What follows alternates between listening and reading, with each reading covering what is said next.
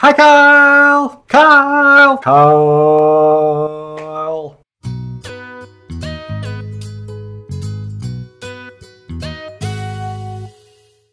Hey, Kyle, I'm so glad you asked me about things like this because, yes, I would love to talk more about Magikarp Jump. Magikarp Jump? Here's the thing about Magikarp Jump. It is probably one of the better Pokemon games to come out. Period. It takes all the Pokemon that are very complicating and confusing and gets rid of them and just gives you the one single Pokemon.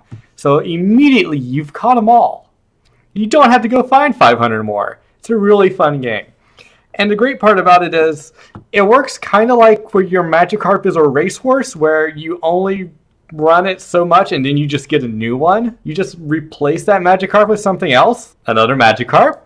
And it's so much fun. I really enjoy playing this game. I still play Pokemon Go, just not as actively. I've got a spreadsheet where I keep track of the ones I need to get, which Pokemon I need to be making my buddy so I can get more candy so I can evolve it to its next form. Trust me, the spreadsheet's really helping me kick ass at this game. It's a lot of fun. Still, I have the little Bluetooth thingy so you don't actually have to keep the game open all the time, which means I can just talk to you casually and then push a button and no one is the wiser, so it's less everyone out on the street just walking with their phone in front of them. And a game that came out a few months ago that I still love, it's a really good game, probably the best Nintendo game on the iPhone. Kind of a Nintendo theme here, isn't there? It's called Fire Emblem Heroes. Now, it's the Fire Emblem game, but it's on your phone. I never played Fire Emblem on the platforms that Fire Emblem are on because I don't typically have those platforms on me. I do have the phone. So the game's really cool. You go on there, you get some characters, and you go fight. And it kind of works underneath the rock, paper, scissors mechanic. And then there's also a color version of the rock, paper, scissors mechanic. So it's like two mechanics of rock, paper, scissors merged together. So it's pretty easy to figure out who's going to win a fight.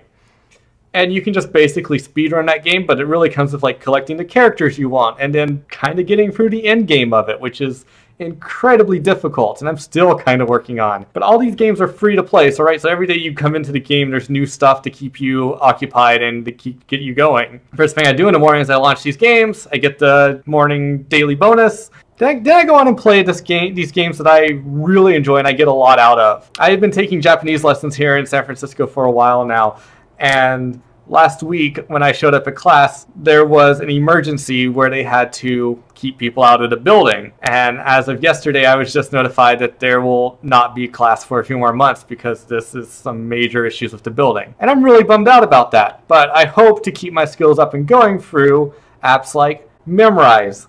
Memrise is this app that will actually go through and kind of, I would say teach you, but it's there in the name. It's memory based. So like it'll show you a letter and you try to recognize what sound that is or some words. Japanese is particularly hard though because they have a lot of silent U's. Those U's are usually only pronounced in like the southern part near Osaka of Japan, which is how they talk about people from southern Japan having a Kansai dialect. I may be pronouncing that wrong. I need to go to class. I'm going to miss class a lot. And then a few weeks ago, Duolingo finally updated their app to where they will teach you Japanese. And I'm not that impressed because it's more of just like flashcard memory games and it doesn't explain to you why certain things work a certain way.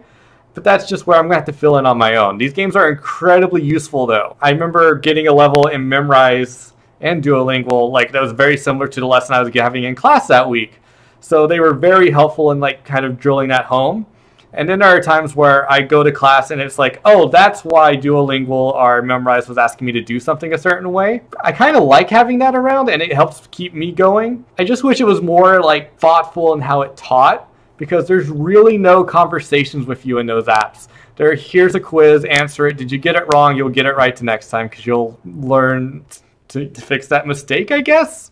I don't know, that's not my favorite method of learning. But these are the games that I play on my iPhone. They're a little dorky. I have way more games on my phone, but I never touch those games. I almost thought about making this a list of games that I have on my phone, but never touch. Because I have some good ones. I have, let's see, The World Ends With You, Downwell, Ace Attorney, Nikuatsune, Groove Coaster 2, Ace Justice AA?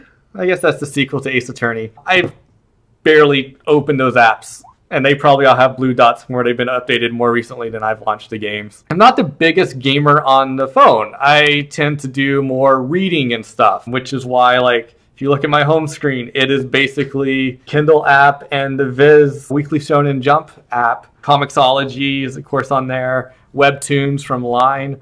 I do a lot of reading more than I do play games, but recently with like Magikarp Jump and Fire Emblem Heroes, I've done a lot more of that.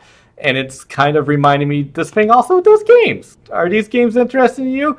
The language learning apps are free. Kyle, do you want to learn a language? Okay, Kyle, which language are you going to learn? Kyle, you should learn a language. I think that's my question for you, Kyle. It's more of a statement. You should learn a language. What language are you going to learn? You'll be fine. Probably.